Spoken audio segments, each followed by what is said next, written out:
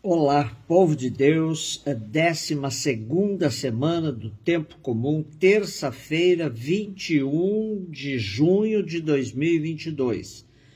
São Luís Gonzaga hoje. Nossa reflexão de hoje é a partir do segundo livro dos Reis, capítulo 19, de 9b a 11, de 14 a 21 e de 31 a 35a e o versículo 36 ainda. E Mateus 7, versículo 6, e depois de 12 a 14. Naqueles dias, Senaqueribe, rei da Assíria, enviou de novo mensageiros a Ezequias para dizer-lhe: não te seduza o teu Deus em quem confias, pensando: Jerusalém não será entregue nas mãos do rei dos assírios. Porque tu mesmo tens ouvido o que os reis da Assíria fizeram a todas as nações e como as devastaram.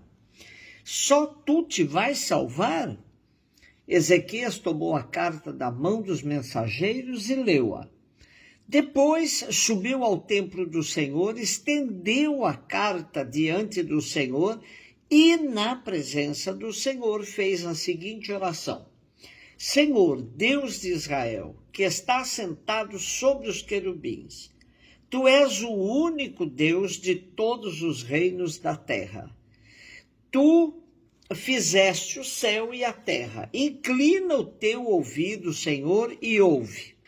Abre, Senhor, os teus olhos e vê. Ouve todas as palavras de Senaqueribe, que mandou emissários para insultar o Deus vivo. É verdade, Senhor, que os reis da Assíria devastaram as nações e seus territórios. Lançaram os seus deuses ao fogo porque não eram deuses, mas obras das mãos dos homens, de madeira, pedra. Por isso os puderam destruir. Mas agora, Senhor nosso Deus, livra-nos de suas mãos, para que todos os reinos da terra saibam que só tu, Senhor, és Deus. Então Isaías, filho de Amós, mandou dizer a Ezequias: assim fala o Senhor Deus de Israel: ouvi a prece que me dirigiste a respeito de Senaqueribe, rei da Assíria. Eis que o Senhor disse a ele: a virgem filha de Sião despreza-te e zomba de ti. A filha de Jerusalém meneia a cabeça nas tuas costas, pois um resto sairá de Jerusalém e sobreviventes do monte Sião. Eis o que fará o zelo do Senhor Todo-Poderoso.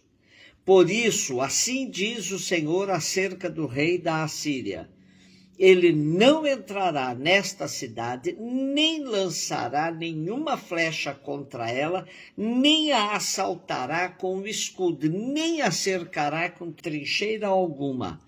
Pelo caminho por onde veio há de voltar e não entrará nesta cidade, diz o Senhor. Protegerei esta cidade e a salvarei em atenção a mim mesmo e ao meu servo Davi. Naquela mesma noite saiu o anjo do Senhor e exterminou no acampamento assírio 180.000 homens. Senaqueribe, rei da Assíria, levantou acampamento e partiu, voltou para Nínive e aí permaneceu. O nosso texto de hoje trata da carta do rei da Assíria, Senaqueribe, que reinou entre 704 e 681, com ameaças a Ezequias. Senaqueribe desafia Ezequias, dizendo-lhe de que nada vale confiar no Deus de Israel, pois os assírios são poderosos e são capazes de arrasar Jerusalém, como já o fizeram com todas as nações por onde passaram. Isaías, filho de Amós, profeta fortemente apaixonado por Jerusalém, a cidade onde nascera, intervém com um longo cântico que inclui um oráculo divino, aqui reduzido, e anuncia a derrota de Senaqueribe. O anjo do Senhor pode ter sido uma peste ou alguma insurreição em Nínive, que obrigou Senaqueribe a levantar o cerco. O povo interpreta tal acontecimento como um milagre, confirmando a sua crença na inviolabilidade da cidade, por causa do templo onde se mostrava presente a glória de Deus. Porém, era por demais conhecido tudo o que aconteceu com Samaria, o reino do norte, que já havia caído. A narrativa bíblica nos fala da maciça imigração de 5 estirpes estrangeiras e idólatras, os famosos 5 maridos que aparecem em João 4, para Samaria. Esta imigração provocou um forte sincretismo. Aqueles povos adoraram o Senhor, mas honraram ao mesmo tempo seus ídolos. E ainda hoje os seus filhos e os seus netos procedem como fizeram seus pais. O mesmo não acontecia em Judá, onde reinava Ezequias, piedoso javista, de 716 a 681 a.C., que conseguiu salvar Jerusalém, porém aceitando a vassalagem perante a Assíria. Mas em Jerusalém era forte a reação anti-assíria, que contava com o apoio do Egito. A política de aliança com nações estrangeiras ainda levará Judá também à derrocada.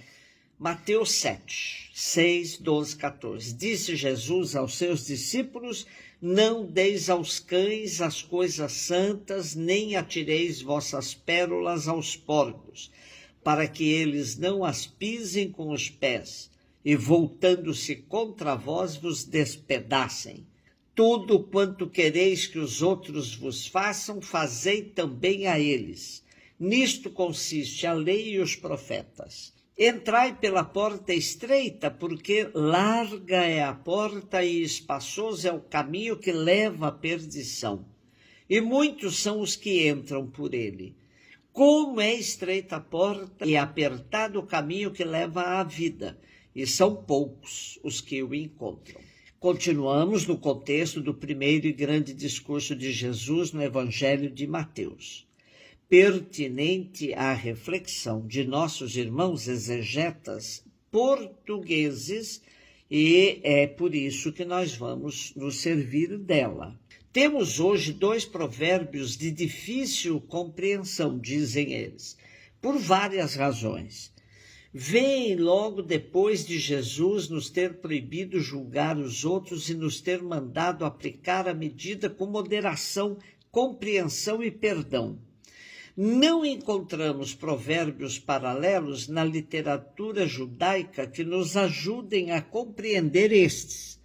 Apenas lemos no Talmud: não entregueis a um pagão as palavras da lei e não coloqueis coisas santas em lugares impuros, que estão muito próximos do sentido do nosso texto.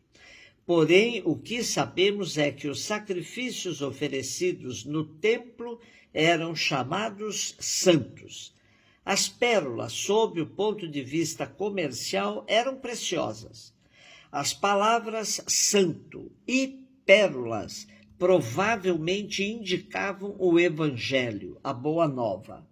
Os cães e os porcos, por sua vez, não eram os pagãos como comumente se pensa, mas todos aqueles que, pagãos ou não, desprezavam a Boa Nova, tal como os porcos desprezam as pérolas, pois desconhecem o seu valor. E na segunda parte, o evangelista aponta a regra de ouro. Tudo quanto quereis que os outros vos façam, fazei também a eles. Este princípio encontra-se noutras religiões, mas nomeadamente no judaísmo, mas como uma diferença. No judaísmo é formulado negativamente: não faças aos outros o que não queres que te façam a ti. É uma diferença importante, porque não fazer é sempre algo negativo. Mas a maior diferença é que Jesus eleva essa regra a princípio universal e de modo positivo.